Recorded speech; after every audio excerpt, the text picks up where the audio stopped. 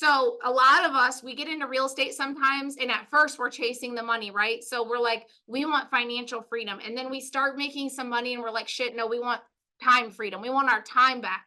We don't want to just work 12 to 16 hours, right? We want financial freedom and our time back. So we want time freedom. And so the first step into getting that, we're going to compare this to what I call a three-legged stool.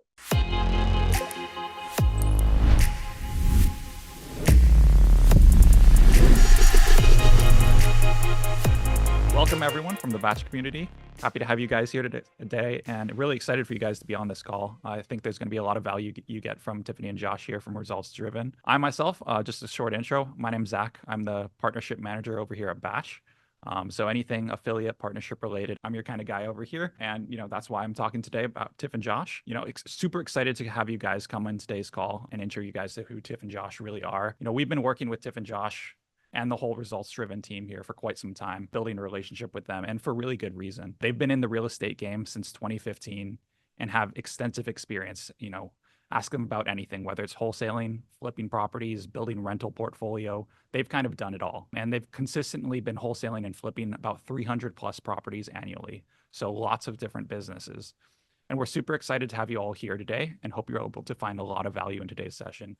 And so without further ado, Tiff and Josh, please take it away. I'm sure everyone's happy to be here and excited to learn. Thanks, man. Greatly appreciate you bringing us on and welcome everyone. We're super excited to have you all here. We absolutely appreciate you committing to taking the time to invest in both yourself and your businesses. So we typically all start in what I call survival. That's where we're super reactive. We're not proactive.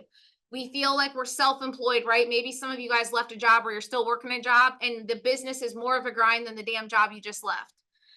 You probably have a lack of systems, little processes, stuff's not documented, infrastructure is not there. Maybe you're only relying on one or two marketing channels. Your QuickBooks is a mess. You don't even know if you're making money or not. And every dollar you make, you invest back into the business. That's what we call survival. If anyone feels like that's where they're at, just say survival in the chat. And guys, anyone that's even in momentum or growth, we used to be in survival. So don't be afraid to say where you're at, because I'll tell you my advice based on where you're at in your journey. Then we graduate into what we call production. This is where we're starting to see results, guys. You know how when you close some deals and you first started real estate, you're like, damn, I got stronger self-belief now. I can do this. For me, guys, it took me 6 months to get my first deal back in the day. And then when I got my first deal done, I did 6 the next 30 days. So I get it. That's when we start to make some money so we can expand our marketing dollars. We get a little bit of consistency. We're starting to track some real metrics and we realize we need to build a team. So maybe you've made 1 or 2 hires. We go from production then into what we call momentum. Momentum is where we're measuring results from real data. We have a small team. Maybe it's acquisitions, dispo, TC, but we have a small team that we're working with. We're starting to invest into the infrastructure of our team. Now, one thing I want to point out, guys, is how many of you guys that have had a bad hire wish that you could go back and put a recruiting process in place to not go through that experience, right? It's an expensive experience. And so what I always tell people in survival and production is, do not wait. Do not wait to learn how to recruit the right people, onboard them, train them. Because if we don't put that infrastructure in place before hiring them, once you hire them, it could turn into a catastrophe of lost opportunity, lost money, stress, headache, all the above, right? And so it's really important that in survival and production, we build the right foundation. You're going to want to learn, how do I know if my foundation's strong enough to go recruit, onboard, and start to build a team? So I want to talk about the process of building a successful business, guys. So a lot of us, we get into real estate sometimes, and at first we're chasing the money, right? So we're like, we want financial freedom. And then we start making some money and we're like, shit, no, we want time freedom. We want our time back. We don't want to just work 12 to 16 hours, right? We want financial freedom and our time back. So we want time freedom. And so the first step into getting that, we're going to compare this to what I call a three-legged stool. So I call it the one-man show, right? We all start as a one-man show. It's where we all get started, either a one-man show or a partnership, right? And then we go into this manager. We grow a team of people. And this is where we're still managing the day-to-day. And then we transition into what we call a leader of a managed team. And that's really where we get our time and financial freedom. So the next thing that we're going to be diving into is the marketing strategies. Now, there are 3 critical points that we all are going to want to make sure that we know and understand. Okay. You're going to want to learn how to pinpoint, is the issue the data, right? A lot of times people, they don't get the results and they're like, maybe it's a sales issue, but it's really a data issue because we're marketing to poor data. Okay. Cheap data equals cheap results. This is a saying Tiff says all the time. The riches is in the niches. We'll talk about that here today. Or they might say, oh, you know what? I think I have a marketing problem, but it's really a sales conversion problem. We have to make sure that we have clear line of sight to all three of these things, that we have the right data, that we have the right marketing, and that we have the right sales process to maximize and capitalize on every opportunity that our marketing efforts and our marketing dollars are generating. So guys, let's talk about inbound. Inbound, I'm not going to go over all of these, right? But the cash conversion cycle that's attractive. A lot of people get into cold calling and texting because they think it's cheaper. It's not cheaper. It takes 7 to 9 months for it to actually land deals consistently. And the problem with cold marketing is it's the roller coaster. You have 1 month up, 2 months down, 1 month up, 3 months down, right? And so in order to overcome that, there's one regret that I have was I didn't do inbound marketing soon enough into my flipping and wholesaling career, right? So I'm going to go deep into direct mail today, but it has a 1 to 3 month cash conversion, which means if I sign up today for, say, PPL, I get a lead tomorrow, I lock it up, I can wholesale it in 30 days or rehab it in 3 months. It's going to be your fastest way to money. So like if you're in survival or production and you're like, I need money now, there's 2 things I'm going to give you advice on. So write this down. If you're like, I need money now, your fastest path from a marketing channel perspective is going to be PPL or PPC. Because you can literally go sign up on the sites tonight, get leads tomorrow, press go. Okay.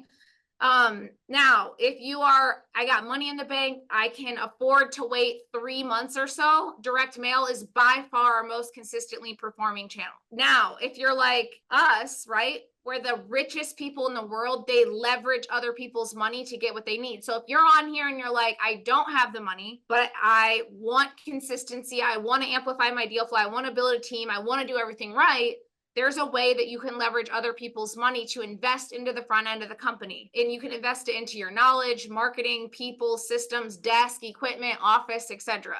So we can get into that a little bit later. But inbound marketing, why do we prioritize that now? A couple of years, 3 years ago or so, 10 DLC, A2P all started coming out and we saw the writing on the wall. Like all these compliance crackdowns were coming out with texting and cold calling. I'm not an attorney, so I'm not going to go over these laws word for word. But if you look up TCPA, A2P, 10 DLC, texting, opt-in, consent, do not call, these are all reasons, guys, why you got to be careful with outbound marketing.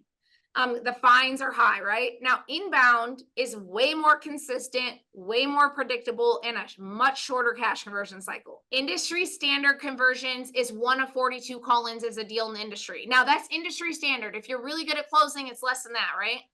Industry standard response rate is 0.5% on a mailer.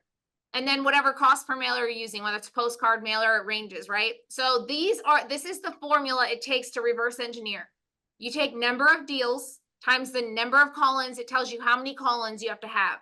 You take the number of call-ins divided by the response rate, it tells you how many mailers you have to have mailing. Number of mailers times the mail cost or mail piece is the mail total cost you're projected to spend. Total cost of mail divided by deals you want is your cost per deal. So, guys, we no longer do. So we have made a heavy focus and shift into inbound marketing. And because of all of the rules and regulations and the things that have come into the industry, we have shifted away from this. We used to heavily rely on cold calling and texting. In fact, cold calling was like our main driving force, and it was our #1 performing channel for a very long time. But we saw the writing on the wall 1.5, 2 years ago with all the compliance around A2P, 10 DLC, and all that stuff. So we started to test other inbound models, and we were able to systemize all of that into our business. But we're not going to dive deep into this, mainly because we are big believers in the consistency, the predictability, and the quicker cash conversions of the inbound cycles. But the biggest note that I could leave for anyone and everyone on here around outbound, if you choose to do it, again, definitely talk to an attorney if you are entertaining the idea of going outbound whatsoever. We do not do it, but we have to understand that the riches is in the niches. We used to cold call all of these absentee owners and all these big lists but we've heavily focused and shifted our focus to the super niched lists that have helped us with our marketing performance. Okay, so again, I'm not an attorney. I'm not going to dive into all of this stuff. I highly recommend that you snap a picture of this, that you reach out to an attorney if you are doing outbound or if you're considering doing outbound. We used to try to track with pen and paper. We tried to track on spreadsheets, which we still use, but we have much more sophisticated trackers now. And what we learned was that it wasn't tracking what we should. We weren't tracking what we needed to track in order to make the informed decisions in our business that we needed to make the confident decisions of, should I cut this marketing channel off, or should I double down on this marketing channel, or even triple down, right? So what we did is we executed comprehensive trackers in our business, and we rebuilt our organizational tracker through what is called Power BI. It's a very, very, very detailed report. I'll show you some snapshots of that here today. But the fundamental concept here is we have to make sure that we're tracking the right metrics, okay? And this is what it looks like from a sales perspective, but what's most important is that we track these same conversions for each and every individualized marketing channel. So I always like to look at this plumbing system. Like, think of this as plumbing, okay? I have a funnel and I have a bucket, right? And this is PVC pipe. If I go and I pour a gallon of water into this funnel, I can expect that a gallon of water will be what lands in this bucket. Now, if for some reason I pour a gallon in and I get only a half a gallon out, that tells me that there's some sort of leak. There's some sort of clog somewhere. And what I have to do now is go identify, where's the breakdown from conversion?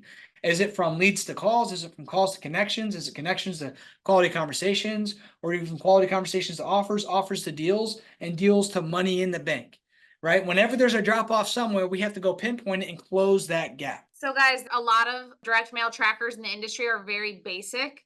Our tracker tracks everything you can imagine, from not just like your response rates, and ours goes down to the mailer, down to the campaign, down to the list of how many rounds is successful, what mail piece is working, what school district, what bed count, bath count, square footage, year built.